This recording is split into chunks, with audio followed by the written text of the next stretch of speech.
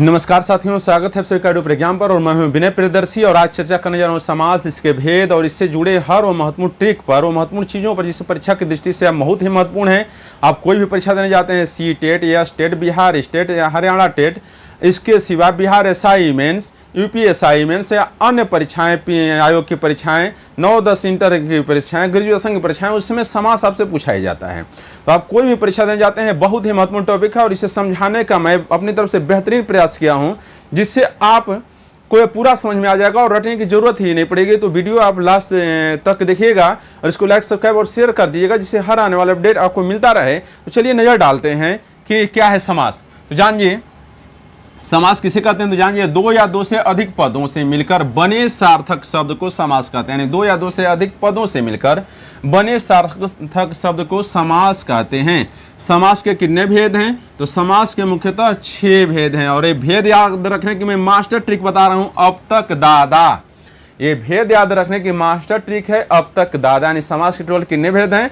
तो मुख्यतः 6 भेद हैं और इन 6 भेदों के नाम याद रखेंगे। ट्रिक है अब तक दादा। देखिए, अ से अव्ययी भाव समास, ब से बहुब्रीहि समास, त से तत्पुरुष समास, क से क्रमधारय समास, दादा यानी द्वंद्व समास। देखिए कितना मस्त ट्रिक मैंने बता दिया। 6 भेद नाम याद रखने का। अब तक दादा, अ से अव्ययी भाव समास, ब से बहुब्रीहि समास, त से तत्पुरुष समास, क से क्रमधारय समास, द से द्वंद्व समास। अब चलिए इन समासों पर चर्चा करते हैं और इनके भेद उदाहरण से तो हर इंपॉर्टेंट चीज जानेंगे। आप वीडियो में लास्ट तक बने रहिएगा, जिससे आपका पूरा कंसेप्ट क्लियर हो जाए और कहीं जाने की जरूरत नहीं पड़ेगी। नजर डालते हैं अब अव्ययी भाव समास पे। बड़ा ही महत्वपूर्ण है। आपसे एक प्रश्न शब्द दे दिया जाएगा और पूछेगा इसमें कौन सा समास है, और यही पूछा जाता है और इससे ज्यादा कुछ नहीं पूछा जाता। देखिए हम क्या बताने, अव्ययी भाव समास। अव्यय जिसमें जिस समास का पहला पद अव्यय तथा प्रधान हो उसे अव्ययी भाव समास कहते हैं। ट्रिक क्या है? पहला पद छोटा होता है और प्रधान होता है। अव्यय होता है, अव्यय जो अपने मूल रूप में हर स्थान में पाया जाता है, उसमें परिवर्तन नहीं होता है, वह अव्यय होता है। और दूसरा है कि जिन शब्दों में प्रारंभ में उपसर्ग जुड़े हों, जैसे यथा, प्र, प्रति, नीर, आ, अन, भर इत्यादि यदि उपसर्ग जुड़े हों तो भी आप पहचान जाएंगे कि वह अव्ययी भाव समास है। दूसरा है कि उसमें अव्यय होता है, उसका रूप नहीं बदलता। इससे मिलेगा प्रतिदिन। तो प्रति मैंने बताया प्रति जुड़ा हो और दिन जुड़ा होगा। आ जन्म, आ प्लस जन्म। देखिए आ उपसर्ग जुड़ा है, जन्म है, अव्यय है, हर स्थान पर। महर्ष, म प्लस हर्ष। देखिए प्रधान है। यथा संभव, यथा प्लस संभव, उपसर्ग हर स्थान पर वही रहता है, रूप नहीं बदल सकता है। यथाशक्ति। प्रतिकूल, प्रतिकूल। देखिए मैंने बताया है ना, यथा, प्र, प्रति, नीर, आ, अन, भर इत्यादि यदि शब्द जुड़े हों, उपसर्ग जुड़े हों, अव्यय जुड़े हों तो वहां पर अव्ययी भाव समास होता है। देखिए भर पेट, भर प्लस पेट, प्रहार, प्र प्लस हार, आचरण, आ प्लस चरण में बताया है। पहला जो पद होता है वो छोटा होता है और प्रधान होता है, वही उपसर्ग होता है, वही अव्यय होता है, वो होता है अव्ययी भाव समास। दूसरा एक ट्रिक जान लीजिए, एक ही शब्द बार बार आने पर भी अव्ययी समास होता है। इसे मिलाइए, हाथों हाथ यानी हाथ प्लस हाथ, दिनों दिन, दिन प्लस दिन। यदि एक ही शब्द बार बार आए, दोबारा भी वही शब्द रिपीट होता हो तो वहां भी अव्ययी भाव समास होता है। चलिए समासों पर नजर डालते हैं। देखते हैं, ये है तत्पुरुष समास। जिस समास में दूसरा पद प्रधान होता है तथा दोनों पदों के बीच कारक चिन्ह लुप्त हो जाता है उसे तत्पुरुष समास कहते हैं। यानी जिस समास में दूसरा पद प्रधान हो, अव्ययी भाव समास में पहला पद प्रधान था, इसमें दूसरा पद प्रधान होता है, दोनों पदों के बीच कारक चिन्ह का लुप्त हो जाता है, उसे तत्पुरुष समास कहते हैं। ट्रिक क्या है? दूसरा पद छोटा और प्रधान होता है, पहला ट्रिक है। दूसरा ट्रिक है, समास का विग्रह करने पर बीच में का, की, को, के लिए, में, पर, से इत्यादि शब्द निकले तो समझिए वहां पर तत्पुरुष समास है।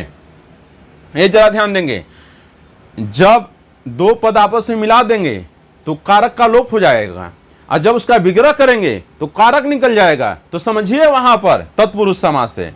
अब देखिए कैसे मैंने बताया है। देखिए राजकुमार, दो पद है, इसमें कोई कारक नहीं है, कारक का लोप है। जब ही से बोलते हैं तो इसका विग्रह करते हैं तो होता है राजा का कुमार, कारक निकल रहा है। इस तरह राजपुत्र, राजा का पुत्र, कारक निकल रहा है। यश प्राप्त, यश को प्राप्त, कारक निकल रहा है। करुणापूर्ण, करुणा से पूर्ण। मैंने क्या बताया है? यदि समास का विग्रह करने पर बीच में का, की, को, के लिए, में, पर, से इत्यादि यदि शब्द निकलते हैं तो वे कारक के चिन्ह हैं, आप इनसे परिचित होंगे। तो यदि समास का विग्रह करने पर कारक के चिन्ह निकलें और ये कारक चिन्ह का, की, के, को, के लिए, में, पर, से निकलें तो समझिए वहां पर तत्पुरुष समास है। यदि इन पदों को आपस में मिला दिया जाए तो कारक का लोप हो जाए तो भी वहां तत्पुरुष समास। देखिए मिलाने पर से लुप्त हो जाता है, को का के इसमें लुप्त है, लेकिन विग्रह करने पर कारक आ जाता है, वहां तत्पुरुष समास होता है। यज्ञशाला, यज्ञ के लिए शाला, देखिए पुरुषों में उत्तम, देखिए में आया है कारक, संबंध बताता है। पाप मुक्त, पाप से मुक्त, शिवालय, शिव का आलय, यानी जब भी समास का विग्रह करने पर बीच में का, की, को के लिए, में, पर, से इत्यादि कारक चिन्ह निकलते हैं तो समझिए वहां तत्पुरुष समास होता है। और तत्पुरुष समास के 6 भेद होते हैं, आज उन भेदों पर चर्चा कर लेते हैं। आइए देखते हैं तत्पुरुष समास के 6 भेद हैं। यदि पहला है कर्म तत्पुरुष, दूसरा है कर्ण तत्पुरुष, दूसरा है समदान तत्पुरुष, तीसरा है पदान तत्पुरुष, चौथा है समन तत्पुरुष, 1 2 3 4, हाँ पांचवा है समन तत्पुरुष, छठवां अधिकरण तत्पुरुष। देखिए हम कैसे पहचानेंगे कि इसमें कौन सा तत्पुरुष समास है। यदि पद का विग्रह करने पर को या का निकले तो आप सीधा समझ जाइए कि वहां पर कर्म तत्पुरुष है। यदि पदों को मिलाने पर इनका लोप हो जाए तो वहां कर्म तत्पुरुष समास है। यदि पद कर्ण तत्पुरुष में पद का विग्रह करने पर से या के द्वारा शब्द आए, इसमें सहायता मिलती हो उससे, तो यहां पर समझिए कि कर्ण तत्पुरुष है। यदि पदों को मिलाने पर से या के द्वारा का लोप हो जाए तो भी वहां कर्ण तत्पुरुष है। समदान तत्पुरुष, यदि शब्द का विग्रह करने पर के लिए शब्द निकले तो वहां पर समझिए कि समदान तत्पुरुष है। यदि पदों को मिला देने पर के लिए का लोप हो जाए तो भी वहां पर संप्रदान तत्पुरुष है। अपदान तत्पुरुष क्या है? अलग होने का, जिसमें लोप हो, जिसमें पदों को विग्रह करने पर से आए, अलग होने का बोध हो और उसमें से शब्द कारक आए तो समझिए वहां अपदान तत्पुरुष है। यदि पदों को मिलाने पर से का लोप हो जाए तो वहां पर क्या अपदान तत्पुरुष है। यह भी ध्यान देना, विग्रह करने पर कारक आना चाहिए, पदों को मिलाने पर कारक लोप हो जाए तो वहां पर अपदान तत्पुरुष है। इधर समन तत्पुरुष, यदि शब्दों को विग्रह करने पर का, की, के का आए तो समझिए वहां पर समन तत्पुरुष है। यदि शब्दों को मिला दिया जाए पदों को तो ये लोप हो जाए तो भी वहां समन तत्पुरुष है। इस तरह से अधिकरण तत्पुरुष क्या है? में, पर, का, यदि शब्दों का विग्रह करने पर में, पर, का इत्यादि शब्द बीच में कारक आ जाए तो समझिए वहां पर अधिकरण तत्पुरुष है। यदि पदों को मिलाने पर लोप हो जाए तो भी वहां अधिकरण तत्पुरुष, विग्रह करने पर आ जाते हैं, मिलाने पर लोप हो जाते हैं, तो ये होते हैं तत्पुरुष समास, जिनके 6 भेद हैं। अब चलते हैं कर्मधारय समास पे। समास थोड़ा जटिल है लेकिन इसको भी मैं ऐसे विधि से बताऊंगा, आप इसको आसानी से पहचान लेंगे। जरा देखिए क्या दिया है। कर्मधारय समास क्या है? जिस समास का उत्तर पद यानी बाद वाला पद प्रधान होता है तथा पूर्व पद व उत्तर पद में उपमान, उपमेय तथा विशेषण विशेष्य का संबंध होता है उसे कर्मधारय समास कहते हैं। विशेषण विशेष यानी पूर्व पद जो है अंतिम पद का विशेषण है, यानी उसकी विशेषता बताएगा, तो समझिए वहां पर कर्मधारय समास होगा। ठीक क्या है? यदि पहला पद विशेषण हो यानी दूसरे पद की विशेषता बताए, इसमें दूसरे पद की विशेषता पहला पद बताता है, सबसे बड़ा पहचान है। दूसरा, दूसरे पद की तुलना होती है, दूसरे पद की विशेषता बताई जाती है और इसकी विशेषता कौन पद बताता है? पहला पद बताता है, यानी दूसरा पद विशेष हो गया, पहला पद विशेषण हो गया। विग्रह करने पर है जो या के समान शब्द आए, या तो है जो आता है या के समान शब्द आते हैं तो समझ लेंगे कि वहां पर कर्मधारय समास है। और सबसे बढ़िया नियम है कि यदि आप कैसे लगाकर देखने पर, यदि आप दूसरे शब्द के साथ कैसे लगाकर देखें, यदि पहला पद ही उत्तर निकले तो कर्मधारय समास होगा। यदि दूसरे पद के समास, दूसरे पद के साथ कैसे लगाकर आप उत्तर निकालें, यदि पहला पद उत्तर निकल कर आए तो समझिए कि कर्मधारय समास, यानी दूसरे पद की विशेषता पहले पद द्वारा बताई जाए तो वहां पर कर्मधारय समास होगा। देखिए कैसे होता है। दिया है चरण कमल, यानी कमल कैसे हैं? चरण, कमल के समान चरण कमल, यानी कमल के समान चरण, यानी कमल के समान क्या है? चरण हैं। इसी तरह से महापुरुष, महान है जो पुरुष, पुरुष कैसे हैं भाई? तो महान है। देखिए दूसरे पद की विशेषता पहला पद बता रहा है। मृग नयन, नयन कैसे हैं? तो मृग के समान है। देखिए यहां भी मणि कैसी है? तो लाल है, यानी दूसरे पद की विशेषता पहला पद बताया, यानी दूसरे पद के साथ आप कैसे लगाएं। यदि उसका उत्तर पहला शब्द आ जाए तो सीधा आप जान जाइए कि वहां पर कर्मधारय समास से विग्रह करने की कोई जरूरत नहीं है। नीलांबर, यानी अंबर कैसा है? तो नीला है। सीधा इसके दूसरे पद के साथ आप कैसे शब्द लगाएं, यदि उसका उत्तर पहला शब्द आ जाए, पहला पद आ जाए तो सीधा हम समझिए कर्मधारय समास है। दूसरा मैंने बताया था, यदि विग्रह करने पर के समान या है जो, के समान या है जो शब्द निकल के आता है बीच में तो भी वहां पर कर्मधारय समास होता है। लेकिन ये विग्रह करने का झंझट मत पालिए। मैं यही कहूंगा कि आप दूसरे पद के साथ कैसे शब्द लगाएं। यदि कैसे शब्द लगाने पर पहला पद उसका उत्तर हो जाए तो वहां कर्मधारय समास होता है। इससे बढ़िया कोई ट्रिक नहीं है, ये सबसे बेस्ट ट्रिक है। इसमें मैंने सारी ट्रिक बताई है आप लोगों को। अब चलिए अन्य समास में डालते हैं। जिस समास का पहला पद संख्यावाचक हो यानी समूह बताए, संख्या बताए, वह द्विगु समास होता है। ट्रिक क्या है इसका? आरंभ में संख्या वाले शब्दों का प्रयोग होता है। जैसे क्या है? चौराहा, चौराहा यानी 4 राहों का समूह संख्या बता रहा है। त्रिकोण, 3 कोणों का समूह। तिरंगा, 3 रंगों का समूह।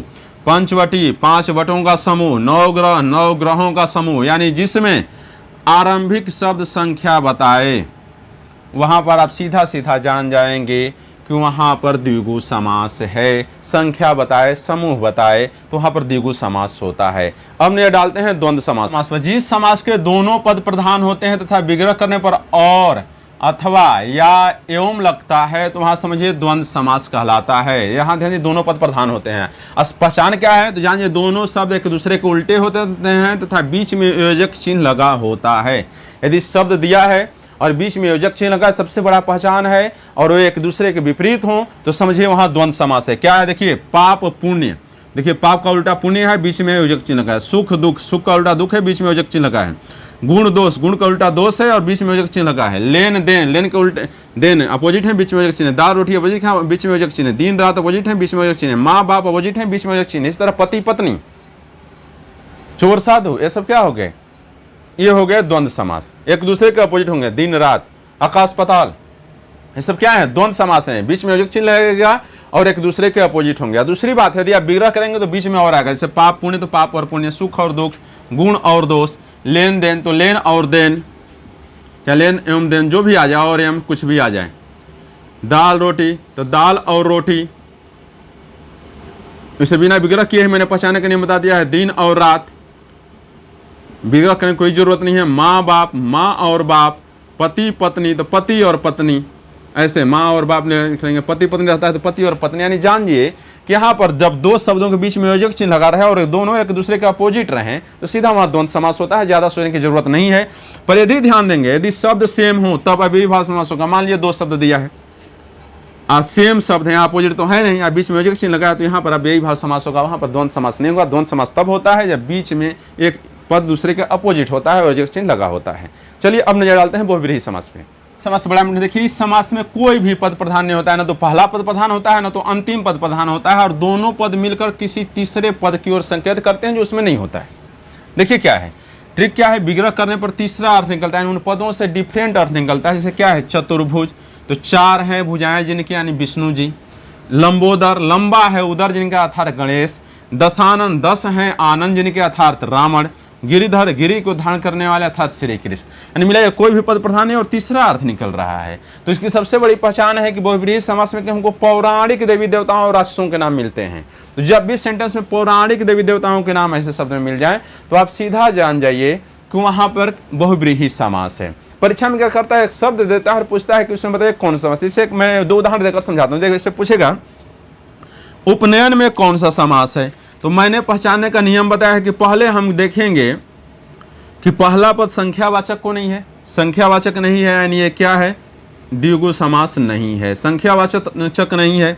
दूसरी बात मिलाएंगे, 2 शब्दों के बीच में योजक चिन्ह तो नहीं है और शब्द एक दूसरे के विपरीत हैं, विपरीत भी नहीं, यानी द्वंद्व समास भी नहीं है। फिर मिलाएंगे, अब इसका यह पद इसकी विशेषता बता रहा है कि नहीं बताया। यदि नयन के साथ कैसे शब्द जोड़ने पर यदि इसका विशेषता बताता तो आप कर्मधारय समास होता, लेकिन विशेषता भी नहीं बता रहा है, यानी ये कर्मधारय भी नहीं है। अब फिर देखेंगे इसी तरह से यदि यह पौराणिक देवी देवताओं का नाम है तो पौराणिक देवी देवताओं का नाम भी बहुव्रीहि भी नहीं है, तो बच गया जो वही है, अव्ययीभाव है। और तीसरी बात देखेंगे, यदि इसमें पहला शब्द क्या है? उपसर्ग है, अव्यय है। तो मैंने बताया है उप अव्यय लगा है इसमें, उप प्लस नयन, तो क्या हो गया? ये अव्ययीभाव समास हो गया। ऐसे आप निकाल लेंगे, ज़्यादा सोचने की जरूरत नहीं है। जैसे देखिए चंद्रमुख, अब पूछेगा इसमें कौन सा समास है, कैसे निकालेंगे? पहले 5 समास छांट योजक चिन्ह है, दोनों एक दूसरे के विपरीत है, नहीं है, यानी क्या है? द्वंद्व नहीं है, द्वंद्व में विपरीत होते हैं। फिर मिलाएंगे पूर्व पद संख्यावाचक है तो नहीं, यानी द्विगु भी नहीं है। फिर मिलाएंगे पौराणिक नाम है तो पौराणिक नाम भी नहीं है, बहुव्रीहि भी नहीं है। अब फिर मिलाएंगे क्या है?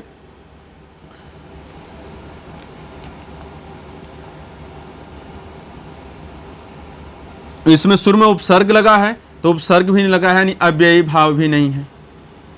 क्या है? अव्ययी भाव भी नहीं है। तब कौन सा समास है भैया? अब देखेंगे यदि इसका करने पर इसका उत्तर ए हो जाए तो वहाँ पर कर्मधारय समास हो जाएगा। तो देखिए मुख कैसा है? तो चंद्र के समान है। मुख की तुलना किससे हो रही है? चंद्र के समान हो रही है, यानी ये कौन सा समास है? कर्मधारय समास है। तो आप ऐसे निकाल लेंगे, जैसे मैंने पहचाना है। बहुत ज़्यादा रटने की जरूरत नहीं है।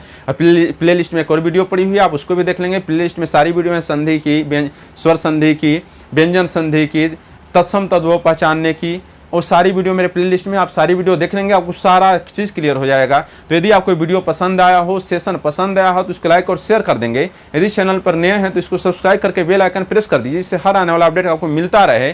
और कमेंट बॉक्स में हमें जरूर बताएंगे कहाँ कोई समस्या है तो मुझसे निदान करने का प्रयास करेंगे। वीडियो कैसा लगा जरूर बताने का प्रयास करेंगे। तो चलिए मिलते हैं फिर दूसरे दिन। Good night.